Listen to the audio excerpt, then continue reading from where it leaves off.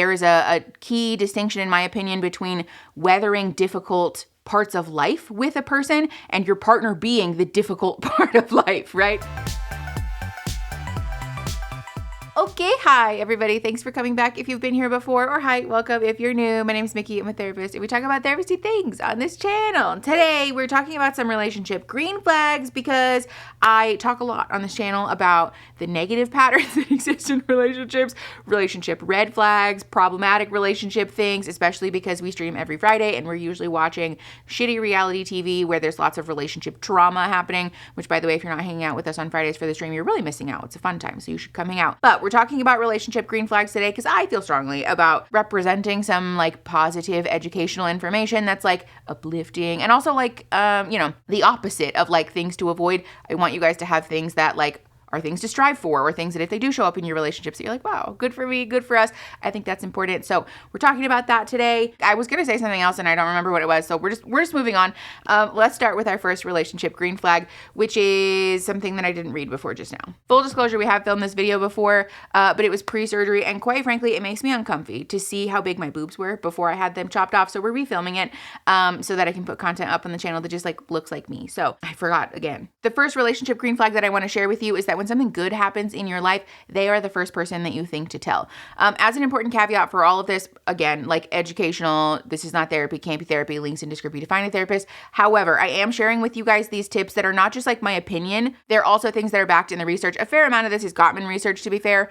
If you don't know, John and Julie Gottman have done extensive research about couples and relationships and like marriages and things like that. They're most commonly known for like the Gottman's Four Horsemen thing. We're not talking about that today because we're talking about positive things. But again, a lot of this is like based in the research and evidence, and they are also things that I like think and believe. So when something good happens in your life and this person is like one of the first people that you think of to turn towards, this is a phenomenon in Gottman research that they call like turning towards each other. Basically what this tells us about your relationship is that in not just like difficult moments, but also in positive moments, this is a person that you have this like draw to be like pulled towards, and that you want to share your life with them, right? We're going to talk later about the importance of like connecting in not just the big milestone moments, but also in the small moments. But this is very much that thing, right? When you have small wins or little successes or even things that are just like interesting, if this is the person that you first think of, that you're like, oh my God, I can't wait to text them. I can't wait to call them. I can't wait to like see them or tell them about this thing. And especially if you want to tell them because you know that they are going to be like your hype person, that they're going to be in your corner, that they have your back, and that they're like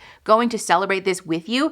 This is like the greenest of green flags. Relationships are forged in a sense of common interest, obviously, but also like love and compassion and empathy and like a genuine desire to not just support this person, not just like be like a rescuer or a savior or a caretaker, but to be a teammate, to be equals with this person. And so when they win, you win. Like that's essentially at the core of this phenomenon. So if you notice this happening in your relationship, it's likely an indicator that you guys share this bond where you don't perceive life and the world as like solely an individual, but also as like part of this team, right? And this is obviously like a good thing. This bodes well for your relationship and also for the bond that you guys share. Like I said earlier, the second thing that we're going to talk about is connecting in these little moments rather than just in these big milestone moments. Don't get me wrong.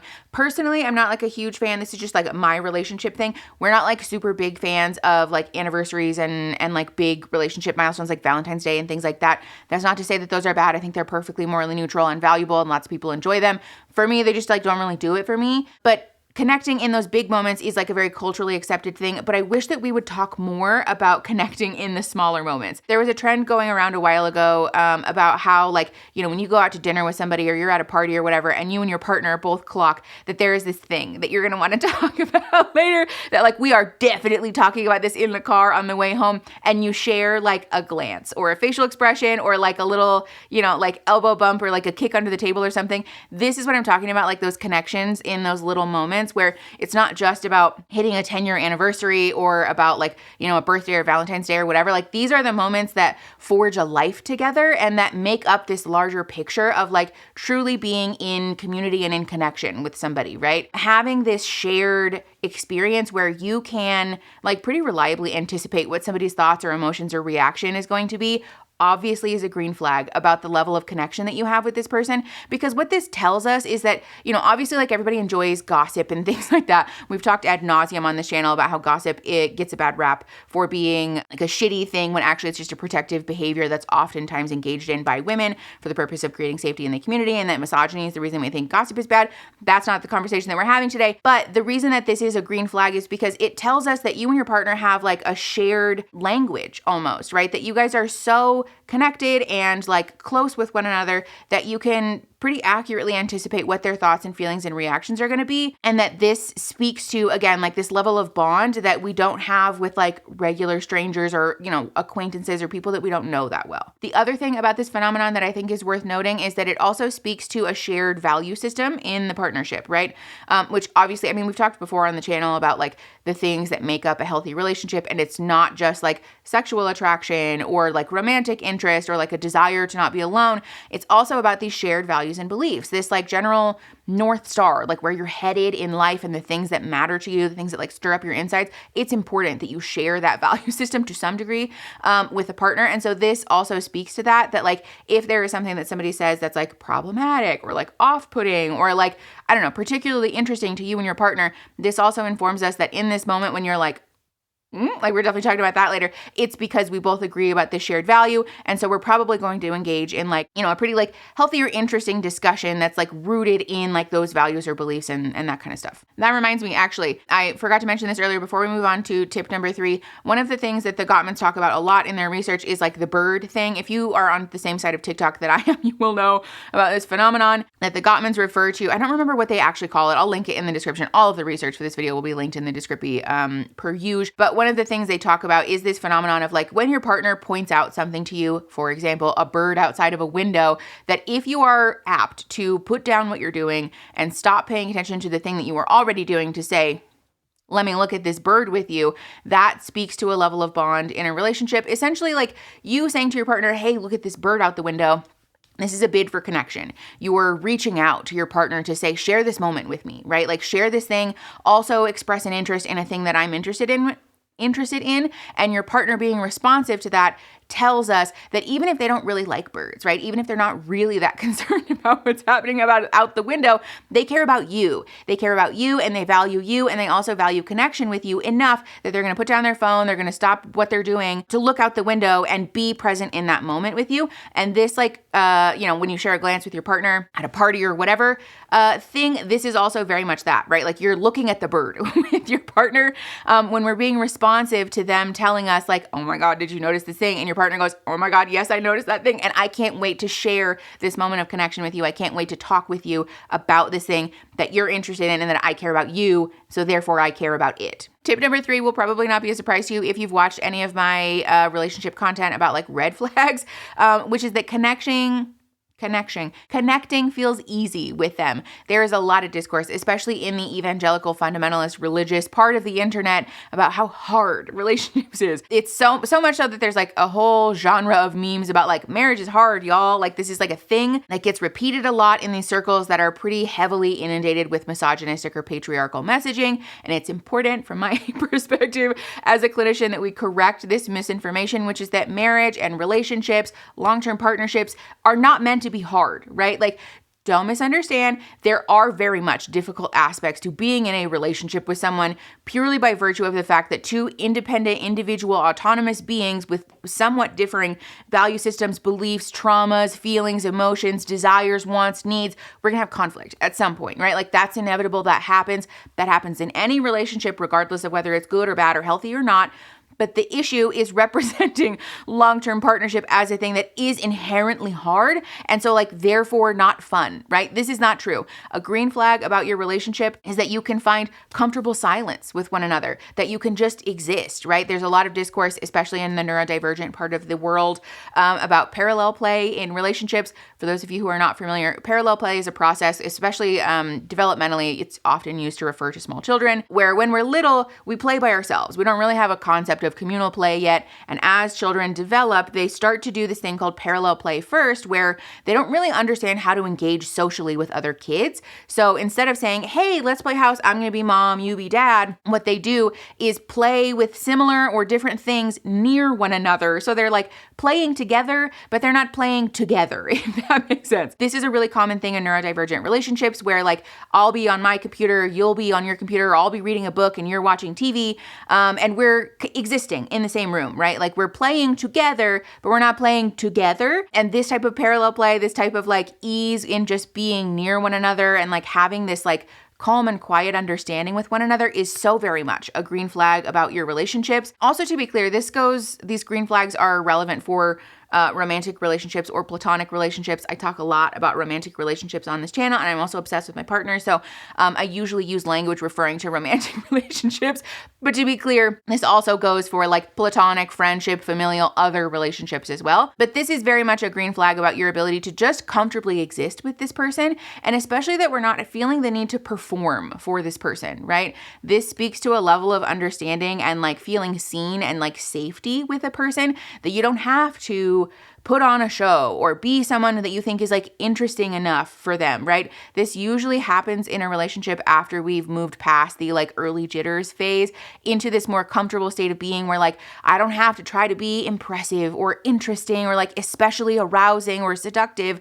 I just am me, and I know that that's enough for you. I know that you love me for who I am, and so I don't have to be some caricature of who I think will be interesting or alluring to you. We can just exist side by side in this very comfortable and easy way, especially again, when this discourse exists about like how hard marriage is and how difficult it all is. This is not the truth. By and large, relationships should feel relatively easy. You should find this connection relatively easily. Again, that's not to say that you won't go through hard things. There is a key distinction, in my opinion, between weathering difficult parts of life with a person and your partner being the difficult part of life, right? Life is hard sometimes, but your partner should make that easier. People that you're in relationships with should make that easier. It shouldn't be the other way around. Tip number 4 is that you feel your body regulate when you're with them. There's a lot of chit chat on the therapist part of the internet that our nervous systems oftentimes speak to our level of like safety and stability in relationships and like in our environment generally. I'm a social worker. I care a lot about people's environments and like how they relate to their environments. And this is a really great clue if you're like curious about the state of your relationship or like trying to suss out like, is this person, you know, like a good match for me or whatever. If you find your nervous system regulating in the company of this person, that's usually a good sign. What this tells us is that like our nervous system from an evolutionary perspective is meant to keep us alive, right? So when our nervous system is kicked into high gear, for example, either because we like, you know, we almost got into a car accident or because we've been traumatized because we're in fight or flight or something like that, that tells us that we're not able to like idle down, right? Your nervous system is screaming at you to say like, this is not safe. Like we got to either get the fuck out of here or like find safety or something. And so anybody that you're spending time around that you find your nervous system more activated by might not be a good sign. This is not to say that that person is inherently unhealthy, because a fair amount of us, especially if we have CPTSD or relationship issues, we might carry our own anxiety and hypervigilance that has nothing to do with that person and more to do with our sense of attachment and our difficulty with overcoming our own trauma history.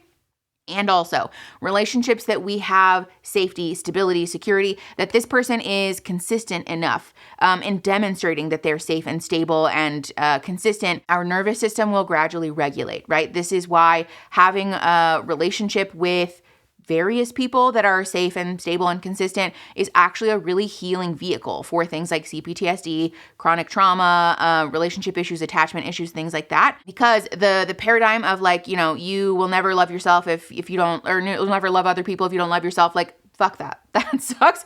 A lot of healing happens in community. And so recognizing that your nervous system is regulated around this person tells us, again, that this person is safe and stable and consistent, and that your body, your nervous system, your very means of survival has grown to trust that this person is safe for you to just like idle down. You don't have to be on alert. You don't have to be hypervigilant. You can just be with this person, which is obviously a green flag and like a good sign about the bond and the safety there. The 5th and final tip that I want to share with you today is about shared language. The Gottmans refer to this as a shared meaning in your relationship, but essentially what this refers to is having this like common language or understanding. There was a lot of chatter on TikTok a while ago. There was a trend about like our marriage language where couples would have particular words for certain things. It was like, you know, it's funny and it was meant to be a joke, but it is actually a feature of healthy relationships that when we have this comfortability with each other, that we're like really safe and secure with each other, we will develop this shared vernacular. We talked about this actually in the MLMs and like, are they cults video? I'll put that